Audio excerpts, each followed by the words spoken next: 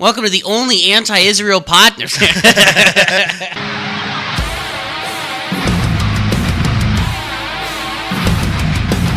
From the river to the sea, here we are with JT Kelley.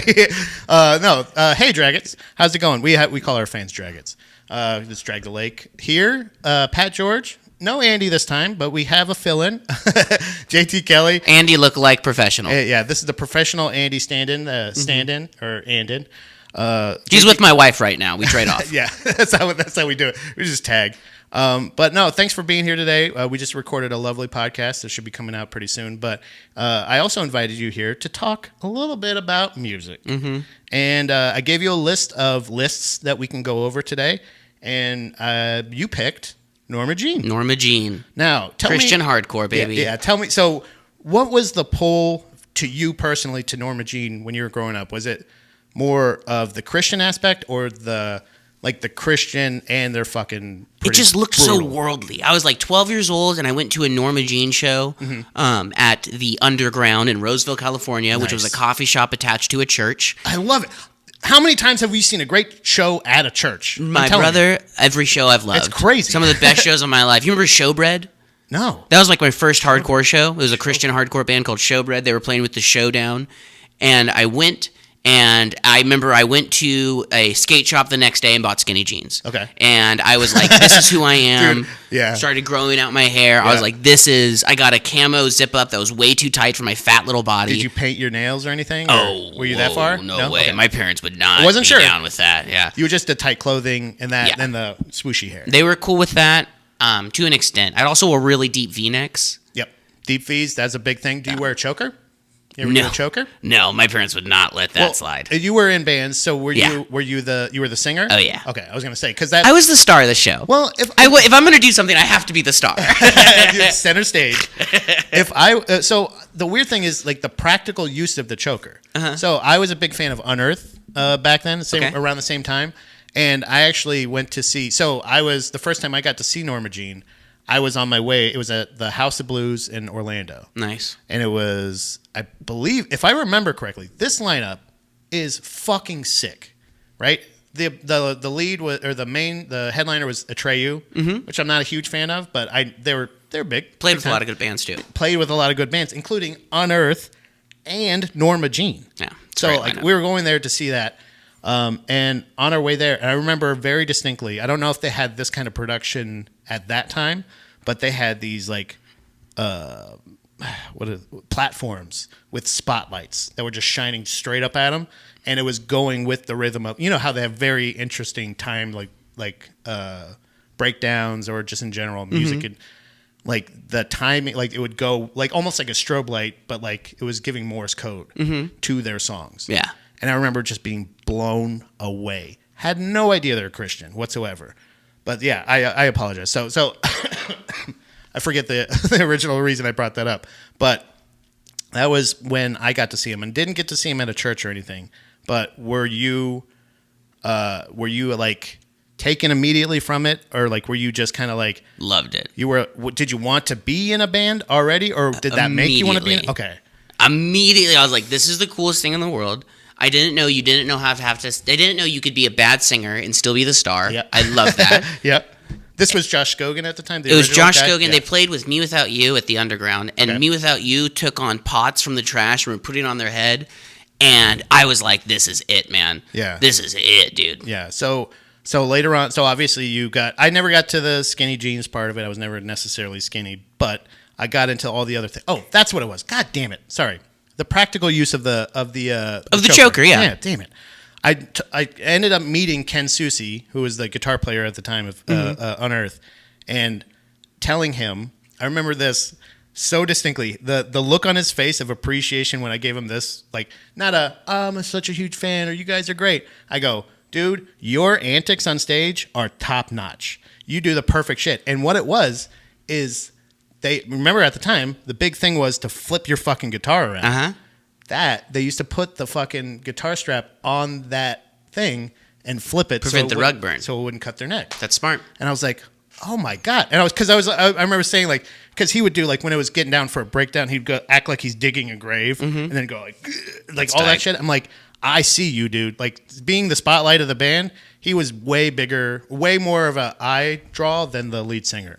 But we're here to talk about Norma Jean. So when you found them out, you found Bless the Martyr, Kiss the Child. Yes. Right? Bless the Martyr? Yes. That's Kiss the the Child. album. And Bless Kiss the the Martyr, Child. Kiss the Child. Because I saw them in 2004, 2000. It was 2005 because I just moved to Sacramento. Okay, so you moved there, and did that get you into that whole scene? Or Showbread did. Okay, Showbread was the first Christian hardcore, and they're still Christians. The main guy's a pastor.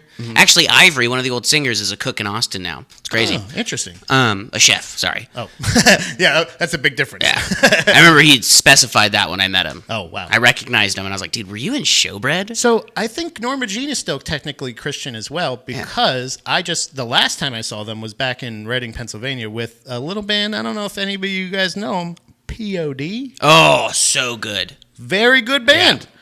Still very good live. Yeah. Incredible live. Also, did not know until that show POD is Christian. No. Yeah, so I had no idea. I waited in line at Guitar Center when I was like 9 years old to get their autograph.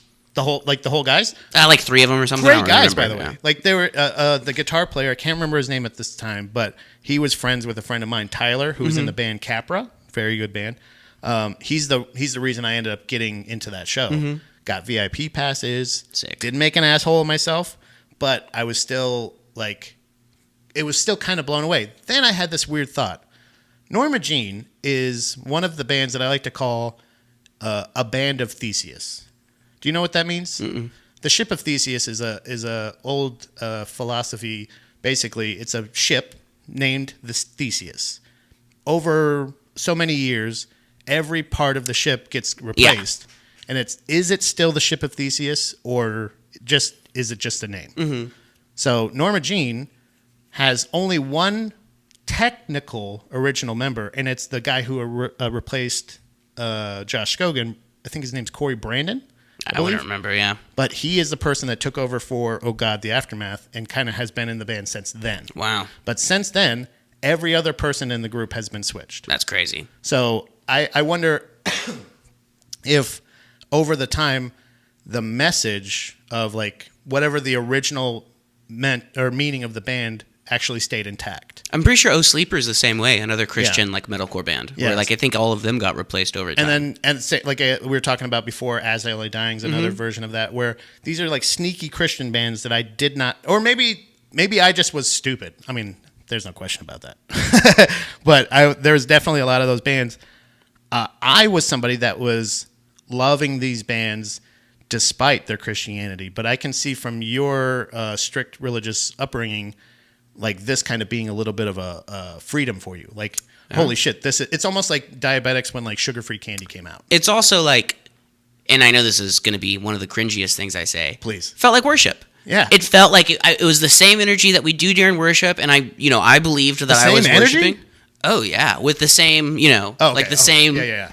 It's that feeling that you can get anywhere at any type of rock show where it's like music. The spirit takes you. Literally, the spirit takes you. Yeah.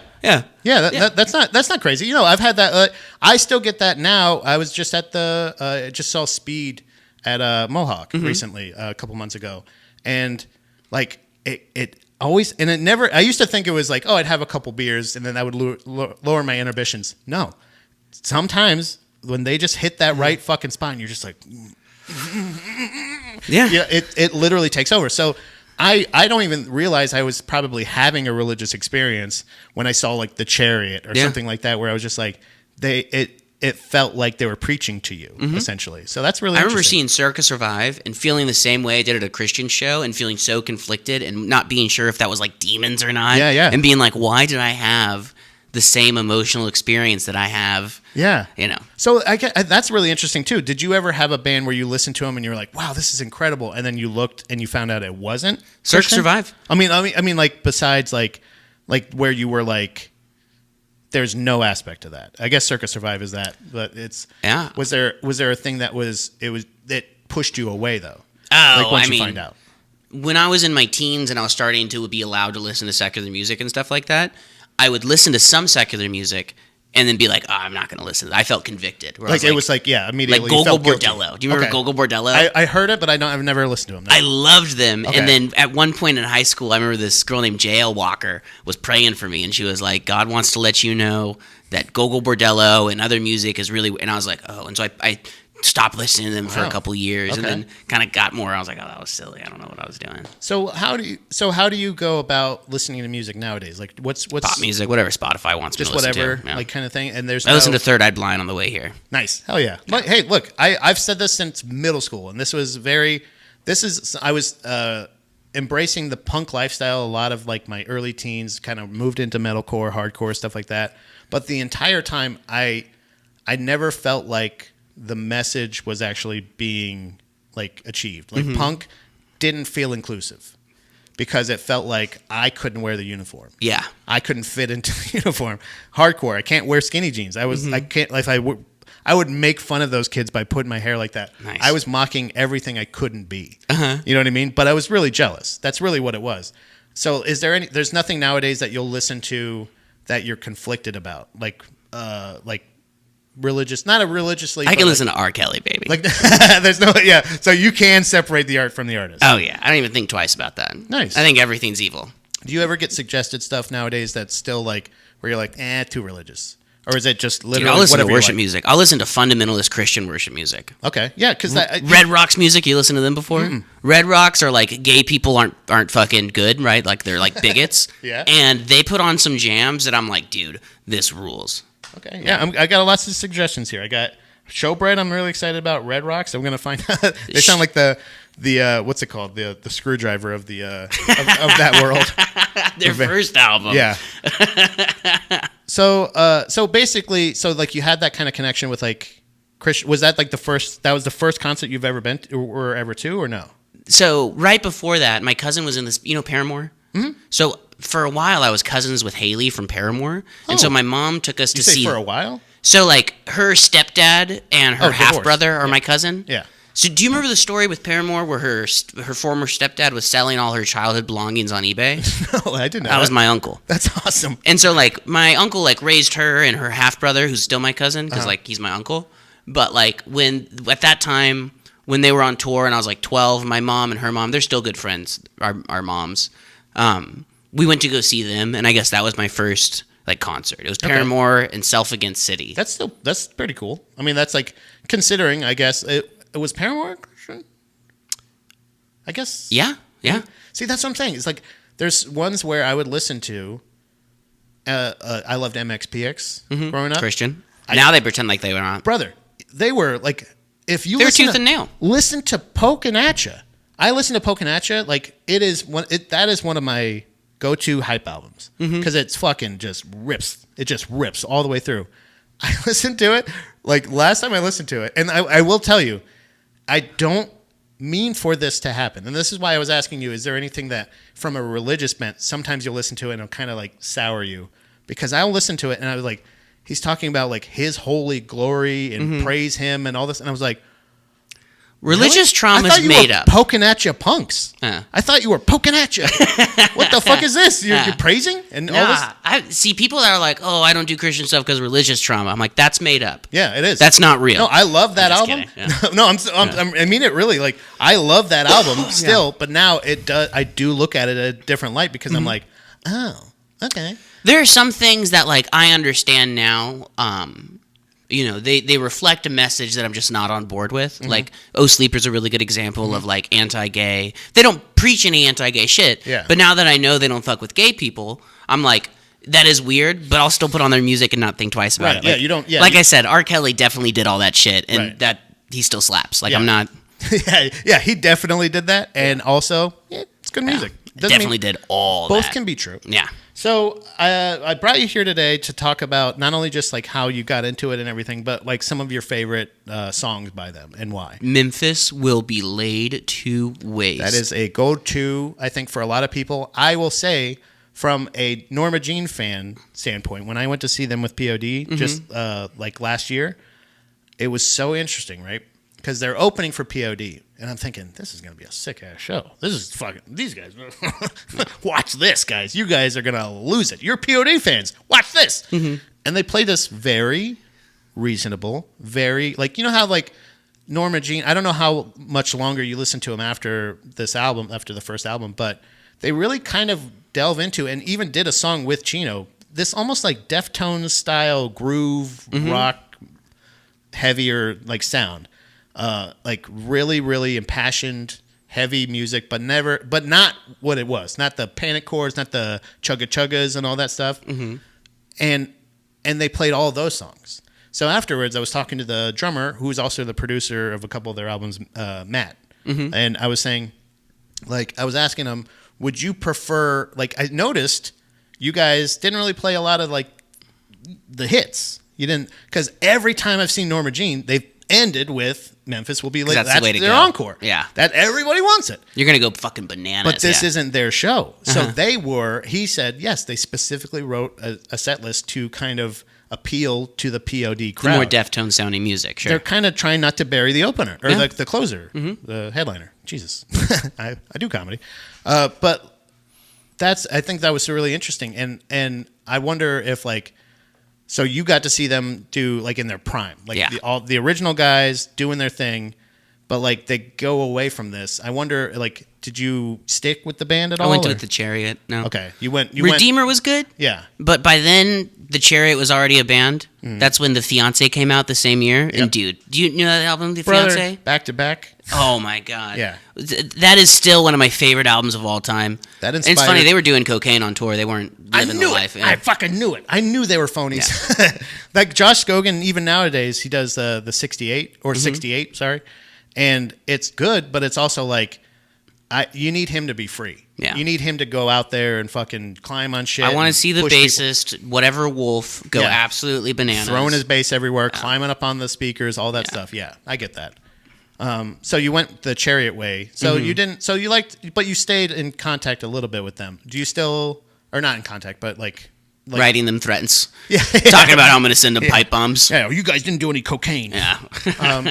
So like, tell me about, I guess, some of your other favorite. You said you covered Memphis Will Be Laid to Rest, right? I was in a screamo band. Okay. And we actually never did this cover live, but we practiced it with this band called Missive. Mm-hmm. And they were like our best friends. We did shows with them, and then like we did a little mini tour with them, just a California tour. We were in our teens. Yeah. And they were like a more like hardcore band, and we were more like screamo scramsy. Mm. So we practiced where I did the Aaron Weiss Me Without You stuff, and they got to do the Norma Jean part.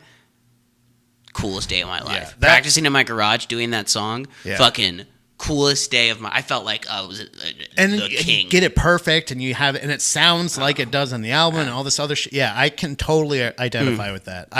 The best. I got to see them. I know at least one time for sure. I got to see Norma Jean on tour with the Chariot. Incredible. And they did that together. Yeah. Josh Scogan came out and I think Norma Jean was headlining, but also I saw the same tour. I saw the Chariot probably a dozen times. Same. Yeah, that was a band that I think they took the energy from the original Norma Jean album and took it. Did you see when they were on tour with Birds in Row? Is their last tour? It was like 2013. No.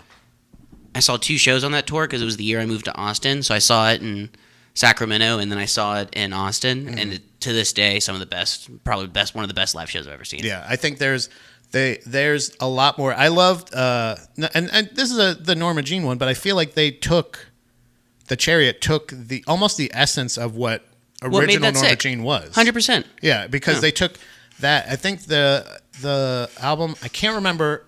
I believe it's this. Everything is alive. Everything is breathing. Nothing is dead. Nothing is something. Yeah. I can't remember that. I don't know if that's the actual name. But it's something like that where it was all one take. Mm-hmm. Like that, it's not just the music or the feeling. I feel like the Chariot kind of took almost the identity of what Norma Jean was supposed to be. It almost feels like this album, the first album, Bless the Martyr, should be the Chariot's first album. That is exactly how I see it. Do you know what I'm saying? Because I didn't listen to Norma Jean after... Right. Josh Gogan's left. Like it was the Chariot is what took over the Norma Jean mantle. Like that was in 2002. So, Oh God, the Aftermath is 2004. From that on, Oh God, the Aftermath, Redeemer, Anti-Mother, Miri Donnell, Wrongdoers, Polar Similar, All Hail, and Death Rattle, all of them, there's like, even though like they kind of grow, like I feel like every band seems to have one or two albums. One album is their identity, then they transition album, then the new album, then a transition album. Then like it kind of they grow over time. Mm-hmm. Norma Jean got to be almost more metal feeling instead of metalcore or hardcore, mm-hmm. whereas the Chariot just took all of, I mean, essentially the feeling of Memphis Will Be Laid to Rest and put it into the identity of the Chariot. Yeah, make an entire show of that. Right, yeah. Where it's like, that. Is the bassist even playing? Is the bassist even playing? Right, exactly. No. And then I see something like Norma Jean on the Oh God, the Aftermath tour mm-hmm. with Unearth years later, probably 2005, and I'm like, this is like, they're playing at the House of Blues, they got this fucking, and all it is just a strobe effect. That's all it is. And it added so much more. It seems so much more polished, but it's the same idea, you would think. So, Oh God, the Aftermath, Memphis Will Be Laid to Rest. Is there any other like standout ones from the two that you mentioned that have the long names are really good, but the Shotgun Message and then the Human Face Divine were the two other ones that like when I was 16, 17 knew the lyrics for. You know what I mean? Those were like the ones that like I would put on intentionally back. That was back when mixed CDs were a thing. Those were the ones that I would put on my CD or my iPod. I would never do the full album on anything because you used to be able to only get partial albums. Yeah, you could only get like 37 songs or 80 songs. So those were the ones I selected. Okay, yeah. So what was it like how did you feel, I guess, when they switched singers? Is that why you think you went towards the Chariot more, or do you think it's just more of a... It was just I was going to shows every weekend, and so like seeing the Chariot was like, oh, this is the band. This is what I want to see. This is what, that was more of the experience. Because I always said, I've said it to Andy a bunch of times about like going to shows. The danger element feels like it's so much not a thing anymore. Mm-hmm. Like there's so many different other things, I guess. Like the Chariot always brought that thing of like, I may not get injured, but I think one of these guys is going to hurt themselves big time. Like the Dillinger Escape Plan at one point was, everybody's seen that clip from the Virgin Mall. Yeah, the Virgin Megastore or whatever, where it was running across people's heads. I don't know how many people actually know this. The guitar player had to have like neck surgery. Yeah. He's had to have back and neck surgeries before. So like, and it's not because he's a skydiver. It's from performing. It's from actually doing those things. So where Norma Jean maybe took I don't know if you could call it sellout necessarily, but like what if it was the self-preservation? I think it could be a mix of like, hey, we're just developing as artists, we're getting older and less, brutal. But I think that kind of hit the nail on the head where it's like, let's just do something that we know is marketable. Let's just make something that isn't going to break our backs, something that isn't going to be difficult to explain to people. Longevity, essentially, where you're going to be, because I'm sure... Me Without You did the same thing. Where they started making weird folk music. Right. Dude, that's the thing. So that's a thing that we've noticed over the years is like punk bands and or hardcore bands, like lead singers turning into folk singers in their late 30s and 40s. And you're like, it's actually not bad. I don't hate it. I like a lot of, speaking of Christian, I like a lot of Dustin Kenzer's stuff. You've heard that? Who's Dustin Kenzer? He's the lead singer of Thrice. Oh, yeah, of course. And another band I had... No, one of my favorite albums. Have you ever heard the album Visu? I listened to Thrice in my youth, but I was never a big fan. Bro, I am in love with this album. Yeah. I'm listening to it nonstop, start to finish, loving this album. Again, probably like 2 years ago, my wife's like, yeah, it seems really religious. And I was like, they put out the song The Hurricane. Mm-hmm. And at one point he said, my faith feels, this is one of the greatest lines. I'm not a big lyrics guy. Don't know this unless it stands out. And it's like one of those very clear ones. But the Chariot, any of that stuff, if they're just going, I'm like, yup. Like it doesn't matter. But Dustin Kenzer says, my faith feels like a fistful of sand. Uh-huh. And I'm like, oh, wow. Like the tighter you grip it, the less you have in your, like, it's crazy to me. And I go, wait a minute, are they religious? I go back and I listen to Visu, one of the most like praise, like love and this and like we shall salvation, all this. And you're like, what the fuck is going on? Wild, right? I am almost convinced that I have probably been a Christian rock fan my entire life. I've never even known it. You know how anti-Semites have that thing where they can put parentheses around Jewish people's names online? Have you seen this before? There's this old plugin from the early 2000s. It's just like an anti-Semite thing. Okay. To where if a name is Jewish, they'll put 3 parentheses around it. And the idea was like, that way you know how many people are Jewish. Like, they're just trying to identify who's They're a just Jew. like poking it. We need that, but for Christians. Yeah. That, but for, and it's like, Right. oh, are you kidding me? Just like 4 parentheses instead of 3. And I'm not saying kind of blacklist embarrassed. I know like a fringe Nazi thing. Once you said you didn't know it, I was like, okay, just to be clear. Well, no, like that's the thing that you could learn and still like. It's not necessarily a fun fact, but one of those things are like, I don't know why I still know this, but that's the thing that happened. Bummed that you don't know it, but I don't want you to like know a bunch about. I'm not trying to, Yeah, it would be a thing where I not like it, and I don't need them blacklisted. Like I don't need it like to be. I just want to know like what I'm being told because it didn't have a subliminal effect on me. I'm not any more religious or not. I don't have any more beliefs or less. But like for some reason, the entirety of my youth was obsessed with going like, is that band Christian? Are you sure they're Christian? I don't know. Devil Wears Prada, are they Christian? Yeah, I think they're Christian. But they have devil in their name. And you're like, and they sound so evil. And you're like, all this other shit. I sounded probably more like a Christian than most Christian mothers. Mm-hmm. You know what I mean? Because I was judging on so evil. Yeah, I was judging on that. Oh, you listen to that music, but over time, I was drawn to these bands, and I guess it was just a whole movement of Christian, and it's not even a whole movement necessarily because it's still going on. There's still bands that I wonder, the more Christian you are, could it be that in some of these cases with these bands, they're not willing to compromise their morals, so maybe that's why Thrice didn't get to a bigger level, or The Chariot, or any of those bands where you're like, I don't know. There's heavy bands that are popular. There's heavy bands that are... Especially now. Right. Kubla Khan is like a normal band now. It's not just like they did like I think a stadium tour recently. Yeah. And they're a band. And I just found out, I think they're straight edge, right?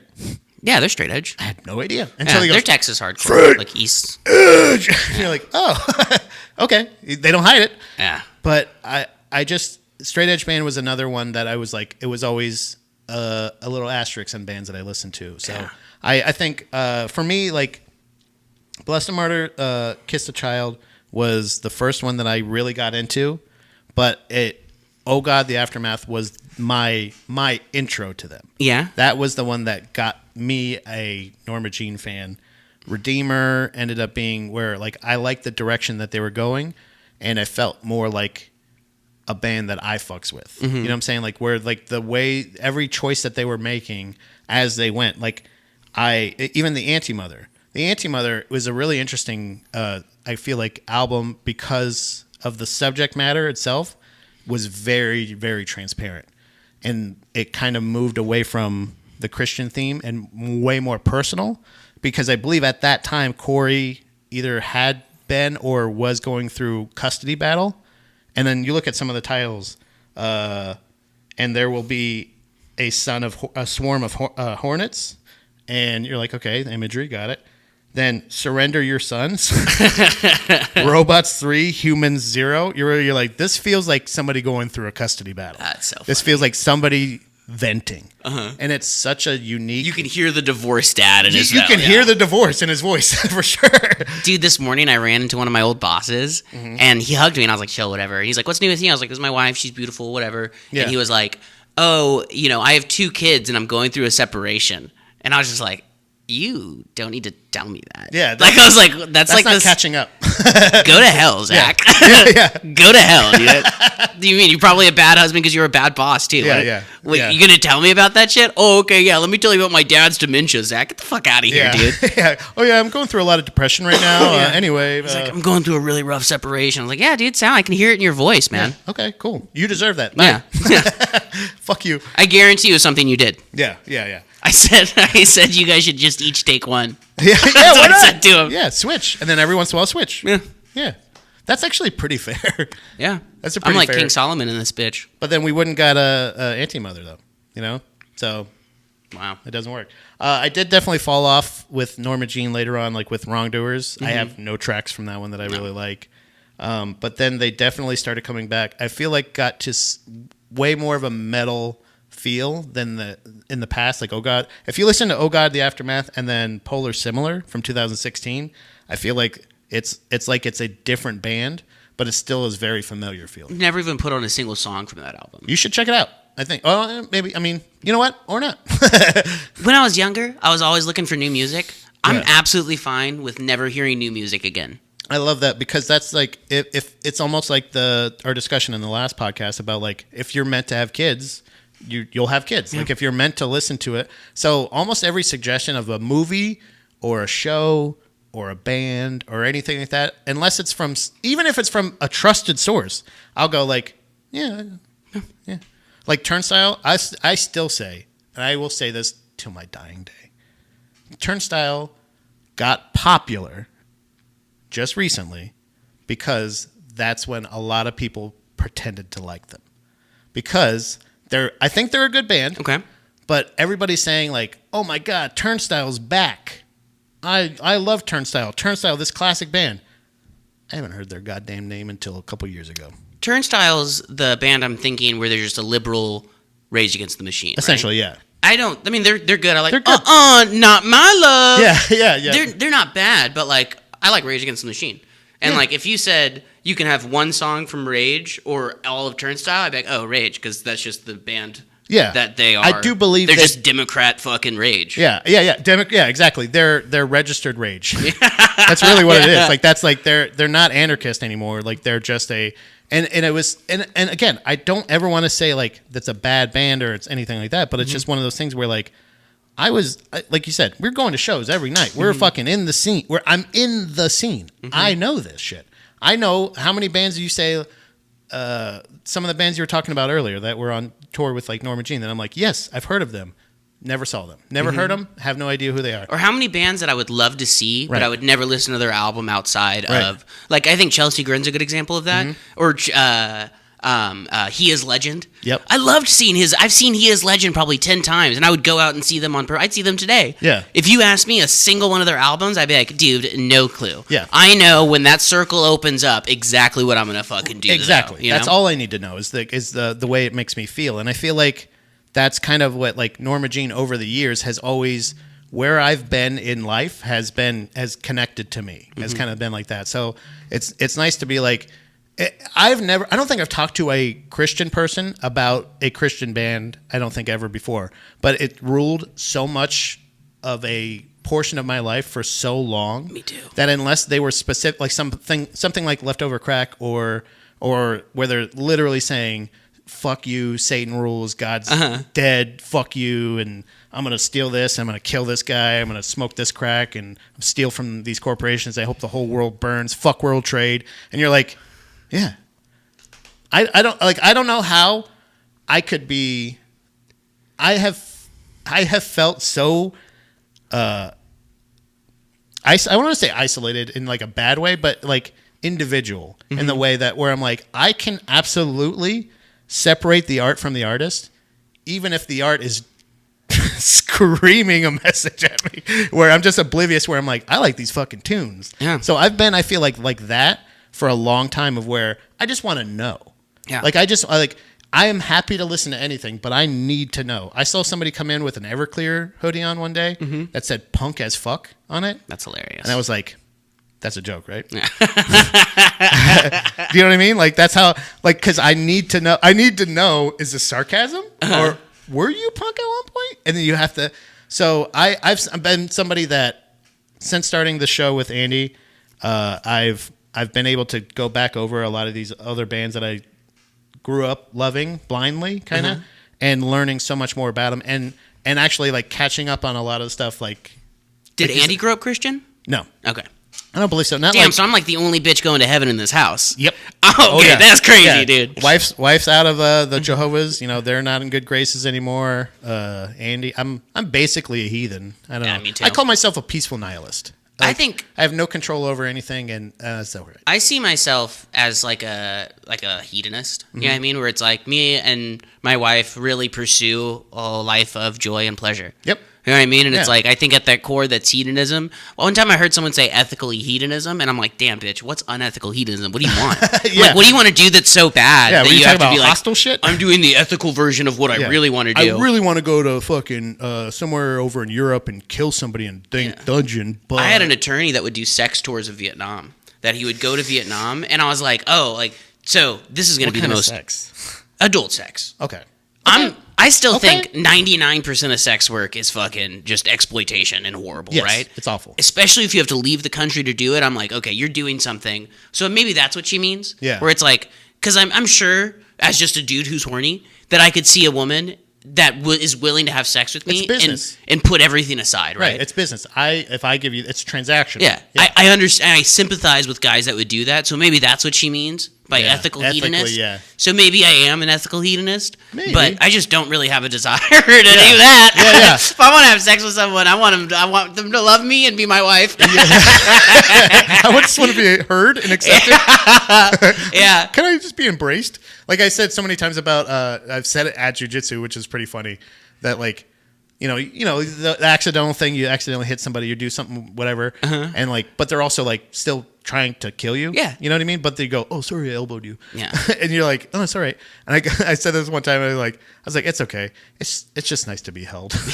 Dude, I do the worst thing. Every time I do anything Tickle. like that, Yeah. I always, and it's instinct, I touch their face or I cradle where I hurt someone or I think I might have. And I always have to apologize for that. I go, oh, I'm sorry. And I'm like, oh, no, I'm sorry for that. I don't love you like that. Like, yeah. It is. There's a demon in my brain that go, oh, everyone wants to be cherished and held. Yeah. So the second I slip up, I go, oh, no, I have to cherish them so they know I love them. Right. You know, it's Exactly. insane. It's a slippery slope. I got to pee so bad. No, I'm so sorry. I was just gonna. That's the end of it. We appreciate. No, that was it. Perfect that's timing. That's perfect. Yeah. So thanks so much for doing that, man. Thank you so much. Listen to Norma Jean. Follow Jason. Listen to Kelley. Norma Jean. Yeah. Oh, listen to the Chariot. Old the and real young. Norma Jean.